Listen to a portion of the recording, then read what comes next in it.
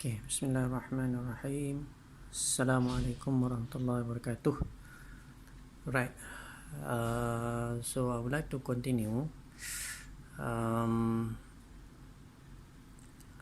in our previous class. Okay.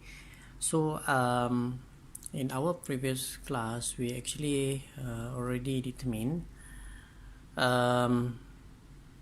the forces acting for rivet number 1. Okay, right. So now so I would like to highlight the analysis for rivet number 2. Okay, so basically this is the plate, right? And then this the rivet number 2. Okay, and then this is the external force which we already resolved in X and also Y. Okay, so this is the centroid C, and then the moment created due to a force in Y, right? So we have a clockwise moment M, right? So F2 is a tangential force, right? Tangential force. So the force is in this direction because from this force we actually create it creates a counterclockwise moment. Right, so F2 times R2. R2 is a distance from rivet 2 to the centroid, so it's R2. So it will create a moment anti-clockwise.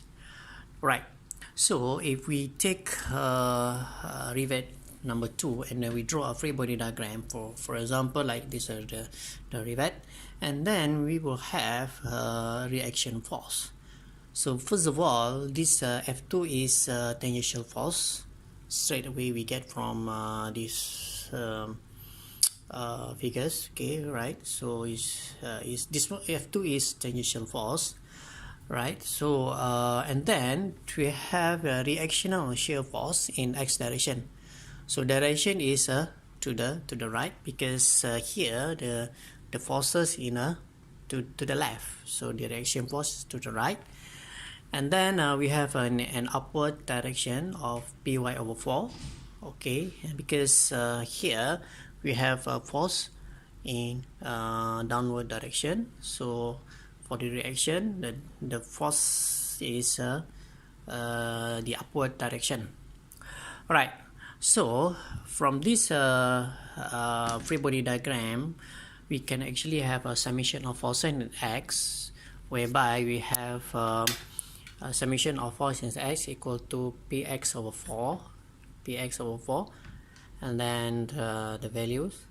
So basically this value we already determined. So this value I think you have the answer with you, so you just write down. And then we have a summation of force in Y direction, so Py over 4 minus F2.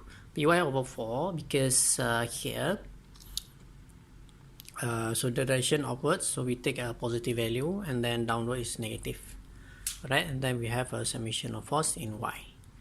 After we have determined these two forces in X and also Y, we can actually determine the resultant of forces V. So V represent the shear forces, 2 is represent the rivet number 2, and then we have a square root summation of force in X squared plus summation of force in Y squared, and then we get the value. So this is the resultant of the shear force for rivet number 2.